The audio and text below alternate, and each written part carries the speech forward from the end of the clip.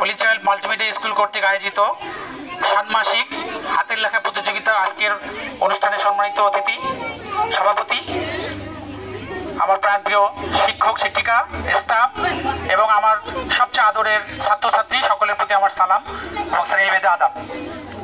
আজকে আমরা হাতের লেখা প্রতিযোগিতায় এই বছরের প্রথম, আমরা এই বছরে যদি একটু লেটে নিয়ে আসলাম প্রতিযোগিতাটা, এটা আমাদের 6 মাসে একটা হয় আর বছরে একটা হয়, সেটা আমরা একটু সময় বেশি নিয়েই যেহেতু আসলাম, তো সেটার উদ্দেশ্যে দুই একটু কথা বলি। সেটা হচ্ছে হাতের লেখা প্রতিযোগিতাটা কেন করা হয়, হাতের লেখা কার সবচাইতে ভালো সেটা আমরা বের করে নিয়ে আসার জন্য এটা করা হয়, তাই না? আর আমরা ক্লাস ভিত্তিক এটাকে করতে গিয়ে আমাদের কতটা বলদ ধর্ম অবস্থা, মানে আমাদের অবস্থা একদম কেরাসিন অবস্থায়।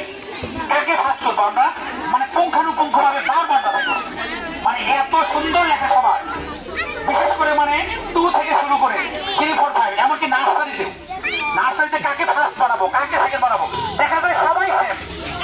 সবাই যখন সেম হয়ে গেছে, মানে 1 থেকে 10 জন প্রায় সেম, তার মধ্য থেকে আমাদেরকে ফার্স্ট সেকেন্ড থার্ড করতে হয়েছে। এই জন্য আমরা আমাদের সম্মানিত অভিভাবক তার মানে সহযোগিতা নিয়েছি, মানে যাতে নিরপেক্ষভাবে এটা করা যায়। তো তারপরেও দেখা যাচ্ছে আমাদের, যেমন আমি 1 বলি, 1 আমাদের সবচেয়ে, আমরা জানি সবচেয়ে একটা ভালো লেখা যান, সে কিন্তু ফার্স্ট সেকেন্ড হতে পারে নাই। এটা দুঃখ করার কিছুই নাই।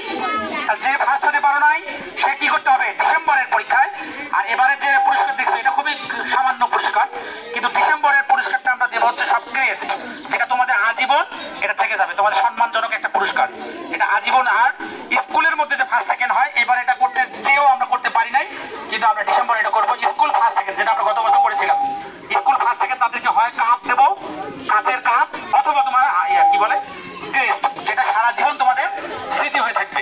তোমরা যেন তোমার সন্তান, নাতি পুতি তাদেরকে দেখাতে পারো যে এই দেখ আমি ক্লাস 1 লেখায় যত সামান্য, কিন্তু পুরস্কারের সম্মানটা কি এটা কোটি টাকা দিয়েও মাপা যায় না। তাই আমাদের স্কুলের পক্ষ থেকে যত সামান্য পুরস্কার দেওয়ার চেষ্টা করেছি, এটা তোমরা সুন্দরভাবে এটা গ্রহণ করবা। এবং অভিভাবকদের উদ্দেশ্যে বলছি, আমাদের পুরস্কারের মূল্যটা আপনারা বিবেচনা করবেন না, পুরস্কারের সম্মান দিয়ে বিবেচনা করবেন।